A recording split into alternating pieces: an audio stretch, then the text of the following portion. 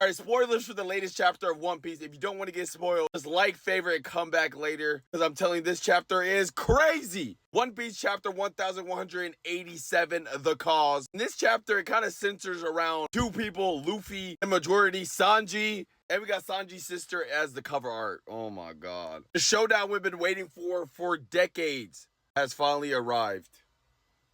The start of this chapter, Loki is shook that Luffy just rocked Imu. Like, he couldn't even put any damage like that on him. And he was in his base form. Just had Armin and Haki on. Maybe some Conqueror too a little bit. Definitely had Conqueror's Haki, because look at those black lightning around that punch, sending Imu flying. But as Imu's flying, she let go of two black flames from her palms before slamming into the forest. Loki makes a remark to Luffy like, you only got that good hit because of all the damage I dealt to him already. But Luffy gives him that little boy treatment and tells him to relax a little bit while he handles business. Luffy noticed how scary Imu is up close. Also, Imu's black flames can talk. It was talking to each other, telling how we gotta aim for the area where Loki got pierced earlier. Flames are spreading across Loki. Imu shouts out Sigma as it has this Illuminati sign of his eye. The flames come together to make a sword and pierces Loki once again. Like, oh my god.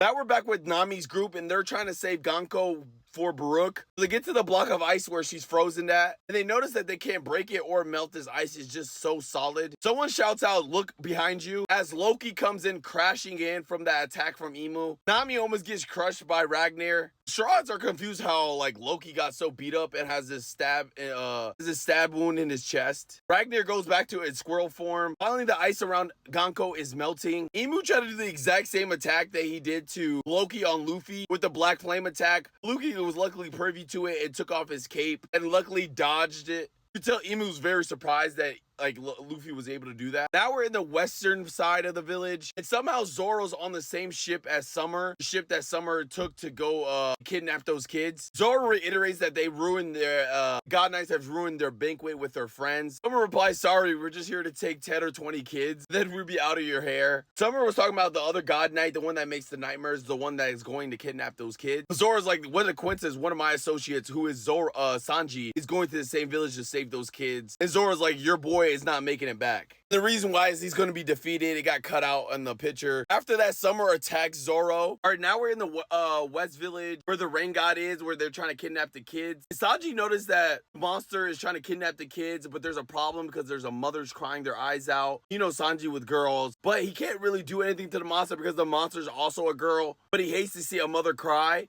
But he knows the real reason is because of this God Knight is the one controlling that power. So if he's able to take this thing out, it basically all his problems is solved. The God Knight gives Sanji his respect and say, bro, you're tough, but you're not immortal, so you can't beat me because the God Knight's immortal. You can't literally kill him. But Sanji knows his weakness. The God Knight wants to call his bluff. Oh, you know my weakness, huh? So you have Conqueror's Haki. Go ahead and kill me then. Conqueror's Haki? Sanji? This just blew my mind, bro. Then we see a little flashback from Gabon telling about Zoro that he has a Conqueror's Haki to be like, if you want Luffy to be a king of the pirates, you're going to be more meticulous about your abilities. Sanji runs over to Gabon and says, what about me? Do I have like Conqueror's Haki? He tells him that he might have the traits, but he's too uncertain about things. To have manifest Conqueror's Haki, you need to be a king. A king?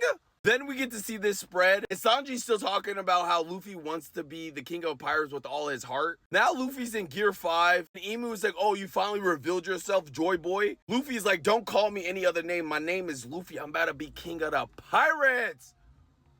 What a chapter.